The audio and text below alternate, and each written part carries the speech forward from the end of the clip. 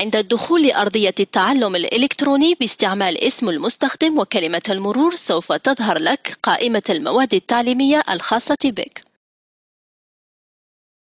لمعرفة رقم فوجك انقر على اسمك في آخر الصفحة.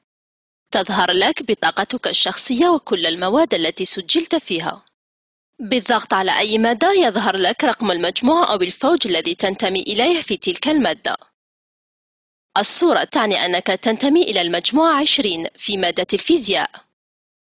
يمكن أن يتغير رقم فوجك من مادة إلى أخرى ويمكن أن يكون نفسه، لذا عليك أن تنقر على كل المواد لتتأكد.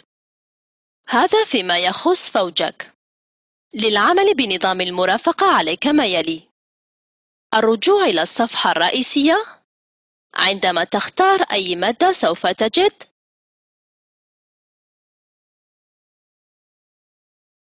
غرفة المحادثة، المنتدى. الخاصين بالفوج الذي تنتمي إليه ويكونان متابعين من طرف أستاذ المادة. إن نظام المرافقة يعتمد على آليتين هما: الأولى هي المنتدى الذي سوف تجد فيه الدروس والأجوبة على تساؤلات ومناقشات كل أعضاء التفويج الذي تنتمي إليه، ويمكنك المشاركة فيه وذلك بالضغط على المنتدى لتظهر لك هذه الصفحة. بالضغط على أضف موضوعا جديدا للنقاش يمكنك كتابة تساؤلات للأستاذ والزملاء والاطلاع على الدروس والمواضيع وأضف المشاركة للمنتدى. الثانية هي غرفة المحادثة أين يتم اتصالك مباشرة بأستاذ المادة والزملاء على الخط مباشرة، ولكن وجود الأستاذ داخل الغرفة مرتبط بجدول التوقيت، بمعنى أن أستاذك المرافق يتواجد داخل غرفة المحادثة فقط أثناء الوقت المخصص للحصة المبرمجة في جدول التوقيت حسب كل مادة وكل فوج. خارج هذا التوقيت يمكنك استغلال الغرفة لتبادل المعلومات مع زملائك في التفويج. لذا ننصح جميع المتعلمين الاطلاع والتقيد بجدول التوقيت ليتمكن الجميع من الاستفادة من توجيهات الأساتذة المرافقين. للمشاركة في المحادثة يجب الضغط على غرفة المحادثة ثم انقر على اضغط هنا للدخول إلى المحادثة. بعدها مباشرة أنت الآن داخل الغرفة ويمكنك الحديث مع الأعضاء المتواجدين. الكتابة تتم داخل المستطيل الموجود في الأسفل باللون الأبيض كما هو موضح في الصورة. في هذا الأخير اضغط على Entrée ليتم إرسال ما كتب من فوق، وأرسل باسمك. استغل وجود الأستاذ في الحصص المبرمجة لك حسب جدول التوقيت للتواصل معه مباشرة على الخط. حظ موفق للجميع.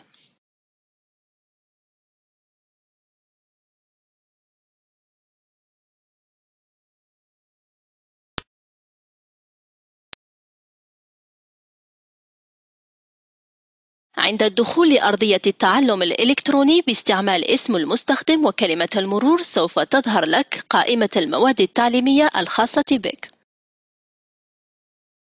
لمعرفة رقم فوجك انقر على اسمك في آخر الصفحة. تظهر لك بطاقتك الشخصية وكل المواد التي سجلت فيها. بالضغط على أي مادة يظهر لك رقم المجموع أو الفوج الذي تنتمي إليه في تلك المادة. الصورة تعني أنك تنتمي إلى المجموعة 20 في مادة الفيزياء. يمكن أن يتغير رقم فوجك من مادة إلى أخرى ويمكن أن يكون نفسه، لذا عليك أن تنقر على كل المواد لتتأكد. هذا فيما يخص فوجك. للعمل بنظام المرافقة عليك ما يلي: الرجوع إلى الصفحة الرئيسية. عندما تختار أي مادة سوف تجد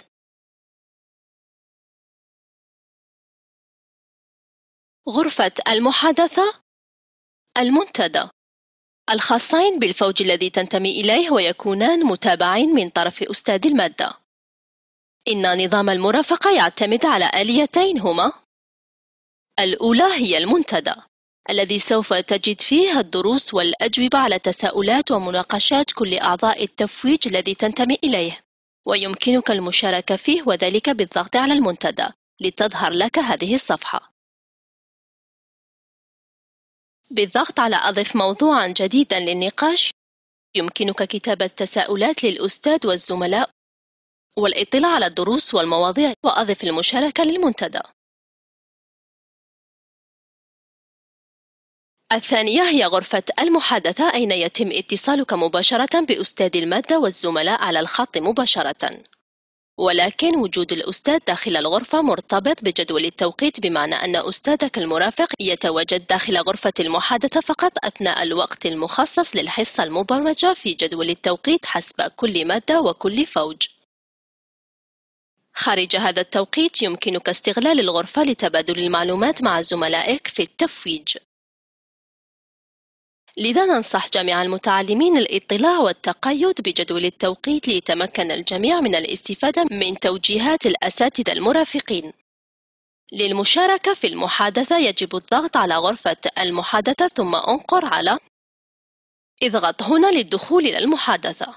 بعدها مباشرة أنت الآن داخل الغرفة ويمكنك الحديث مع الأعضاء المتواجدين. الكتابة تتم داخل المستطيل الموجود في الأسفل باللون الأبيض كما هو موضح في الصورة. في هذا الأخير اضغط على Entrée ليتم إرسال ما كتب من فوق، وأرسل باسمك. استغل وجود الأستاذ في الحصص المبرمجة لك حسب جدول التوقيت للتواصل معه مباشرة على الخط. حظ موفق للجميع.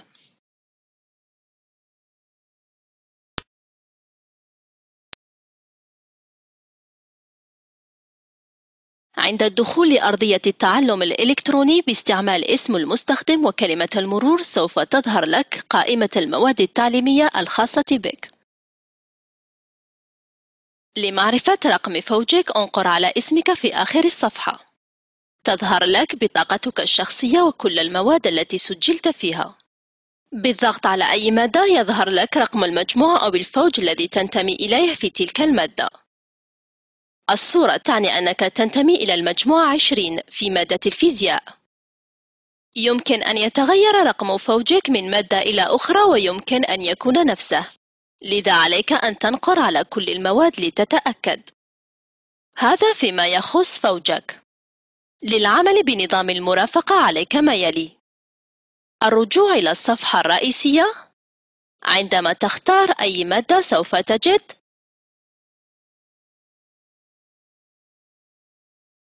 غرفة المحادثة، المنتدى.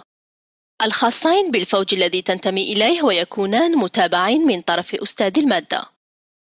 إن نظام المرافقة يعتمد على آليتين هما: الأولى هي المنتدى الذي سوف تجد فيه الدروس والأجوبة على تساؤلات ومناقشات كل أعضاء التفويج الذي تنتمي إليه، ويمكنك المشاركة فيه وذلك بالضغط على المنتدى لتظهر لك هذه الصفحة.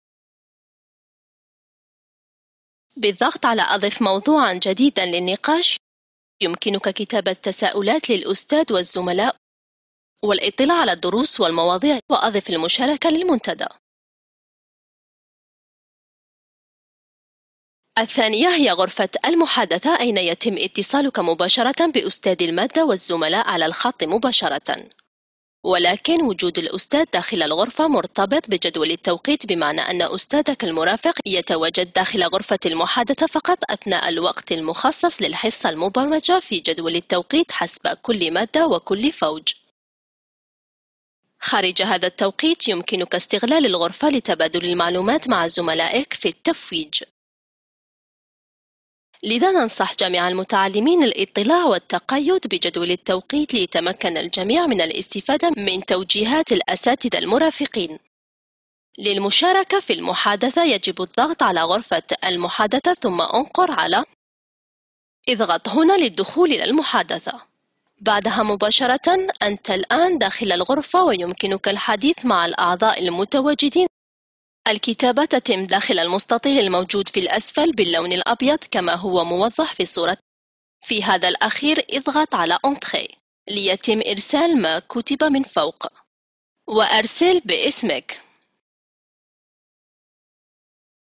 استغل وجود الأستاذ في الحصص المبرمجة لك حسب جدول التوقيت للتواصل معه مباشرة على الخط. حظ موفق للجميع.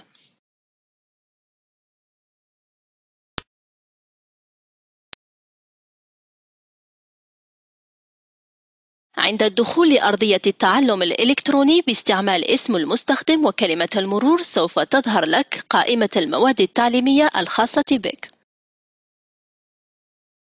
لمعرفة رقم فوجك انقر على اسمك في آخر الصفحة. تظهر لك بطاقتك الشخصية وكل المواد التي سجلت فيها. بالضغط على أي مادة يظهر لك رقم المجموع أو الفوج الذي تنتمي إليه في تلك المادة. الصورة تعني أنك تنتمي إلى المجموعة 20 في مادة الفيزياء. يمكن أن يتغير رقم فوجك من مادة إلى أخرى ويمكن أن يكون نفسه، لذا عليك أن تنقر على كل المواد لتتأكد. هذا فيما يخص فوجك. للعمل بنظام المرافقة عليك ما يلي: الرجوع إلى الصفحة الرئيسية. عندما تختار أي مادة سوف تجد